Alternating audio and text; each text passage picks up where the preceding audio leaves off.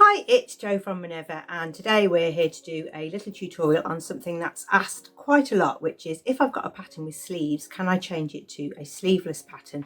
Actually, the same question gets asked the other way around, where people want to put a sleeve on, but today we're going to show you the shape of a sleeve armhole when you want to remove the sleeve and have it sleeveless, because it's not the same. You can't just not put the sleeve on.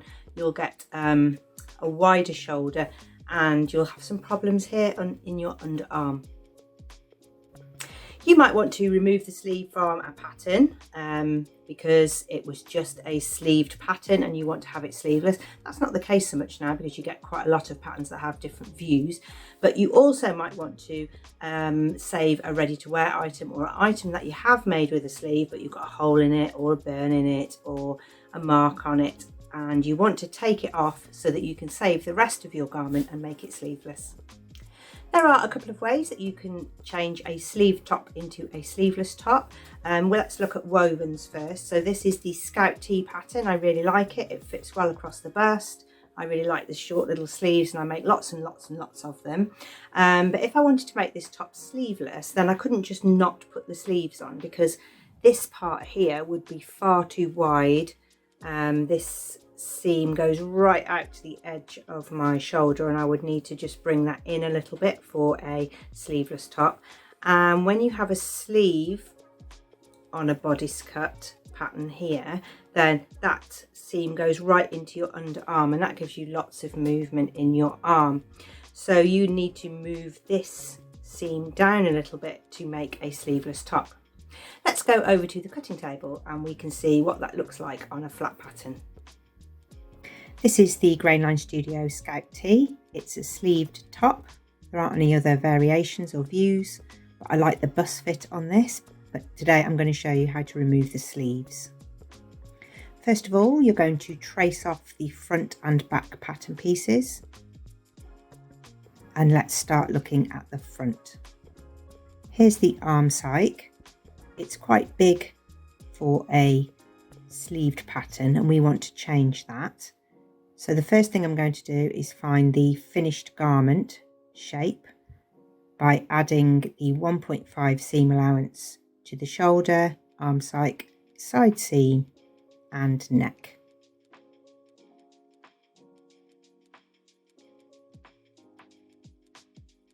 All this area is what we're going to work on. The first thing we're going to look at is the shoulder width and making the armhole a little deeper. It's a good idea to find a top that you know fits well and match that up to the arm sike and see if there's an obvious difference. I can see here that I need to lower the sleeve depth by 1.5 centimeters. So I'm going to mark that on the pattern. I'm using a sleeve ruler there, a curve ruler, to now draw the new arm shape. You can freehand it to get your new line. So here I've added 1.5 and here I've made the shoulder a little narrower. I'm also going to take a little bit off the neckline shoulder seam as well, just a tiny bit, and keep my shoulder seam allowance and side seam allowance. Next, we're going to put our seam allowance back on. I'm going to use bias binding to finish my armhole edge, and that doesn't have a 1.5 centimeter seam allowance. It only has a very small one, so I'm going to take my seam allowance down to account for the fact that I'm using a bias binding as my choice of finish. I'm going to keep this one at 1.5. I'm just going to slope my shoulder a little bit so that I don't have a gap under my shoulder head and my actual body shoulder.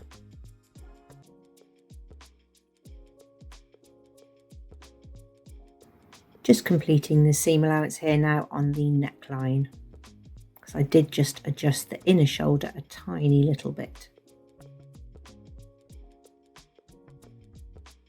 Here's my new shape. The side seam's the same, the arm site's been changed, the neckline's correct. Now we're moving on to the back. And first of all, we're going to work on the shoulder. So we're going to offer up the front piece and make sure that our front and back shoulder widths are the same.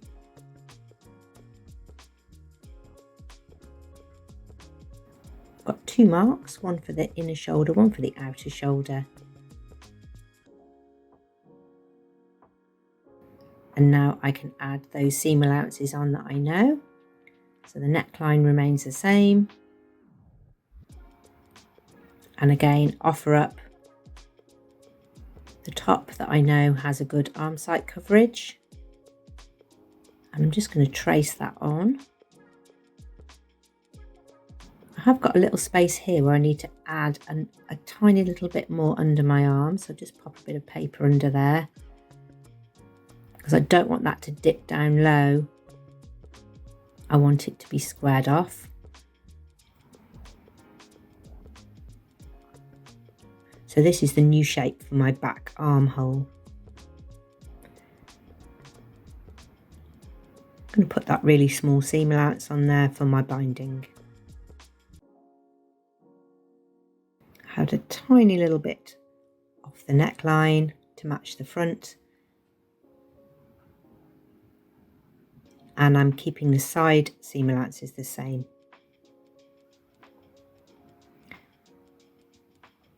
Checking the shoulder width, and I'm just going to walk the pattern round to check that it is long enough.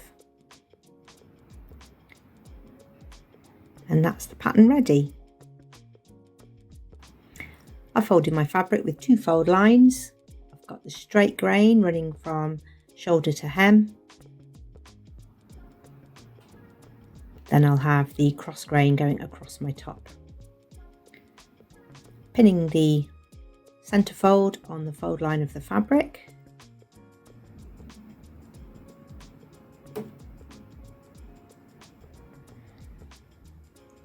And cutting out the front and back pieces.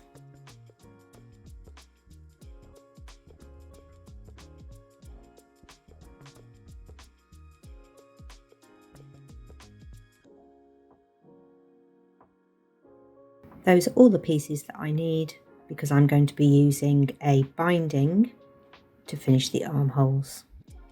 I can also use the fabric to make my own binding.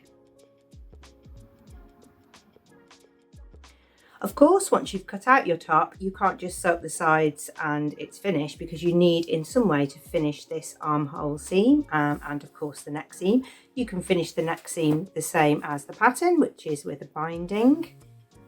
But around the armhole, you can try binding as well. You can do the binding that folds over onto the inside, or you can do the binding where you have a little tape showing all the way. And I will show you both of those now at my sewing machine.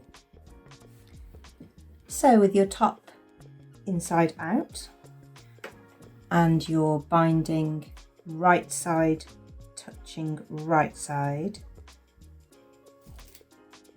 pin vertically, because then you can sew from either side. I like to sew from the binding side, but I just find it easier to pin from this side. So with right side to right side, pin the binding around the armhole. Make sure that you don't pull it too tight on the curve. So there's the shoulder seam.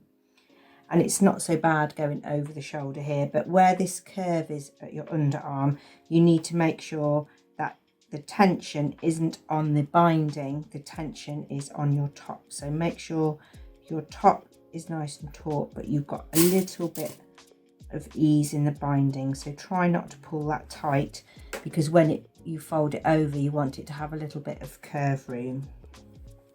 I'm using a piece of ready bought bias binding. This one's a satin one, and I'm going to show the 2 ways in which you can apply it. So this way is so that the binding rolls to the wrong side, but you can also do it so that you have a little border around your arm. Once you've pinned around, you're then going to sew that on. Remember, we made a really small seam allowance on that arm side. We had 1.5 on the shoulder and the underarm. This is 1.5, but here we made that smaller.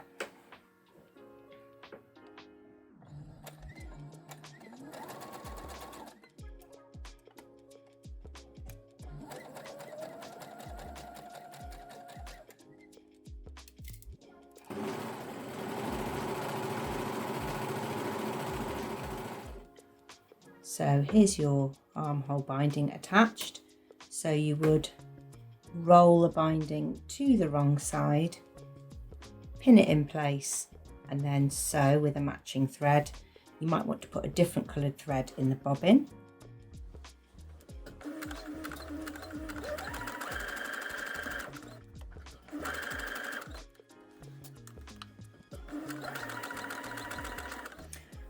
Or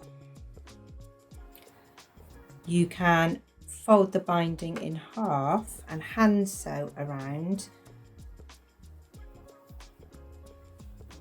And this is why you have a really small seam allowance, so that you have your binding showing around the arm and the neck. And on the inside, it covers all of the seam allowance. So that's 2 ways you can bind a woven armhole. Another method you can use is to make your own binding. So if you've got enough fabric left over, you can make a bias binding. Make sure that it's on the bias and it's stretchy. This is a bias binding maker. Here are the 2 different techniques. So this is the folded over one, with the bias folded completely to the inside, and around the neck I did a binding that's folded to the front. So you could match the techniques there, but I was just showing you the 2 different ways that you could finish the raw edges of a sleeveless top.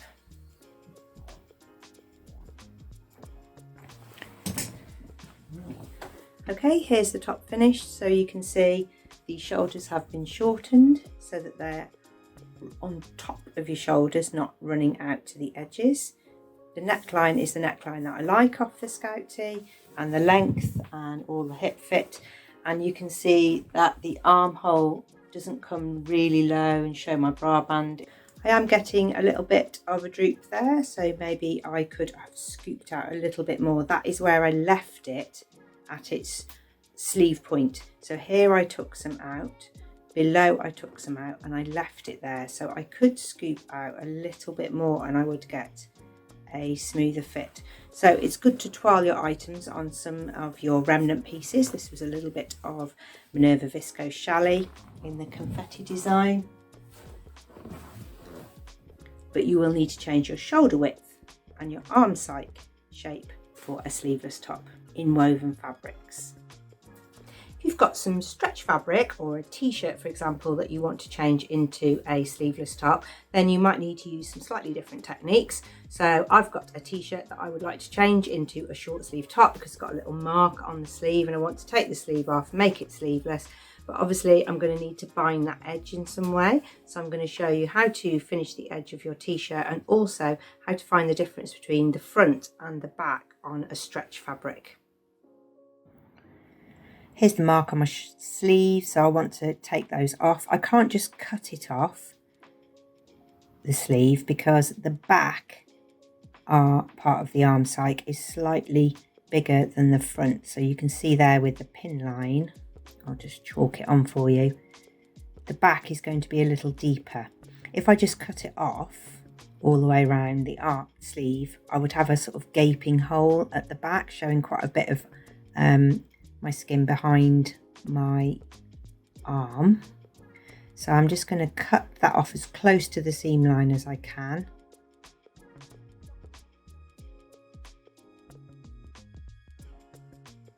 And you can see there, look, I've got a little bit more coverage on the back armhole. I'm just going to do another little quick test against my well-fitting top. So I've got the shoulder width about the same, and actually that follows the same line. Once you've cut it off, you just want to check how low is it going to be, because obviously the opening for a sleeve is bigger than a sleeveless top opening, so that's not too bad. I think I can probably cover that up. I have got a bit of excess shoulder there, so I'm going to pin those out so that that takes these excess amounts here. So because you would have had a sleeve in there, you can see how a sleeveless armhole shape is different to a sleeved shape. Also, I'm just getting it where it's going out, so I'm going to grade those off and just change their look, because my sleeve head would have been in there. So I'm just fitting before I finish the armholes with binding. The fitting is done, so I've taken the shoulders in a little bit and I've taken a little bit out of the side seam, so now I've got an armhole that's going to be snug around my arm but not revealing my bra band underneath. And it's harder to finish these because you're not going to have any of the matching fabric from something that's ready to wear, or you might have already finished up all of your fabric if it's one that you've made yourself. But a good way to finish it if you haven't got any other fabric is to use a fold over elastic. And you often see this elastic in underwear making. It's got a shiny side with a line running down the middle, and that line down the middle helps you fold it in half. I'm going to have the matte side showing on this because the fabric is quite matte, and you sew it on. And you can, if your armhole was a little bit big still, especially down here, you can add a little bit of tension on there and it will just bring your armhole in a little bit more. So if this feels too sloppy when you tried it on, but you know you can't add fabric to a t-shirt that's already been made, then you can use fold over elastic and it just pulls the circumference of the armhole in. This is a cowl neck vest top that I've made and worn lots of times, and the fabric is stretch, and here you can see where the armhole is pulled in by the elastic. So when I tried this on, it was huge and I thought, oh no, it's too big. But actually when I read further in the pattern, it said finish the armhole edge with fold over elastic, and it actually makes it really, really comfortable to wear. You can put fold over elastic on in one pass, so you can pin it onto the edge of your fabric and sew it on, but I always find because it's stretchy and the fabric's stretchy, sometimes they move around a bit, so I like to put them on in two passes. To put fold over elastic on, you're going to put the wrong side of the elastic to the wrong side of the top, and don't go past that halfway point. I'm just going to put in one pin because I want to do all my hand tension under the machine as I stretch the elastic, but not to the top. And I'm just going to sew so that I catch the elastic with the top, and then on the second pass I'm going to fold it over and get my finished edge. I'm just going to have a little bit of tension, not very much at all, just a bit. I'm not going to stretch the top because I don't want a ripply armhole. And then if you're doing this, you'll need to use a stretch stitch on your sewing machine and possibly a stretch needle as well, so that you don't get skip stitches. So your first pass just attaches the elastic, and your second pass will be closer to the edge, and that will catch the elastic on the edge at the back. So then you get a stretchy bound edge on your sleeveless top.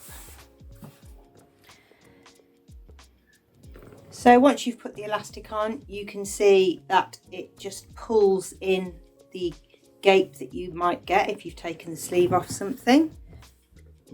You can take that in a little bit more if you want to, but it really does finish. This edge I've left unfinished so that you can see it, but this edge has got the binding. I could have been a bit cheekier there, and I could have put the tension on my elastic a little bit more, but I'm showing you so that you can decide what you need. If you've got a fuller bust, then you will have filled that space a little bit more anyway. I'm quite hollow there, which is why I always get this little gap. Or I could have done more of a sloping shoulder when I did the shoulder to take out some more of that fabric there. So think about your body shape and think about what shape you need to cut here for your armhole. Not all tops are suitable for just taking the sleeves off. So if you've got something ready to wear or something that you've made in the past and the sleeves don't feel right on it and you want to take them off, you can't always do it, because if you had a top and the sleeves didn't feel right because the sleeve depth was too deep and it was too restrictive, if you just take the sleeves off, you might find you've not got enough bra band coverage under here. So it's a good idea to measure up one of your tops that fit well with the arm sike of the top with the sleeve before you hack the sleeve off, because it might not be possible if the sleeve hole is going to be too big. You can always trim a bit out, but you can't add a little bit on.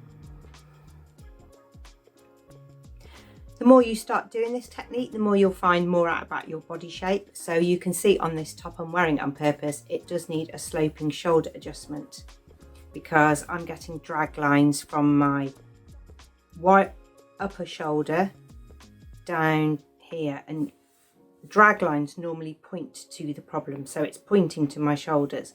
And actually, if I did a sloping shoulder adjustment, I would take all of those wrinkles out. So if you take the sleeve out of something, you can sometimes get a chance to alter the shoulder seam before you bind it. So make sure you've got a good fit before you finish all of the binding techniques or the finishing of the edges. So you want to make sure that you haven't got any of these drag lines that I've got now here, and that's because on this pattern I have since started doing a sloping shoulder adjustment. All the products that I've used are listed below and over on the Minerva website, so you can go and check those out, especially if you want to alter something but you haven't got any extra fabric left, so you've got nothing to bind with. Then you can easily go and find a bias binding that will take you round the armhole and look really neat as a finish around the neck or arm. While you're over at Minerva, do check out our Minerva Makers inspirational makes, and also have an account for yourself so that you can post up your makes too. We love to share what we've been making and altering and learning in the sewing community. Thank you very much for watching. Do call again soon.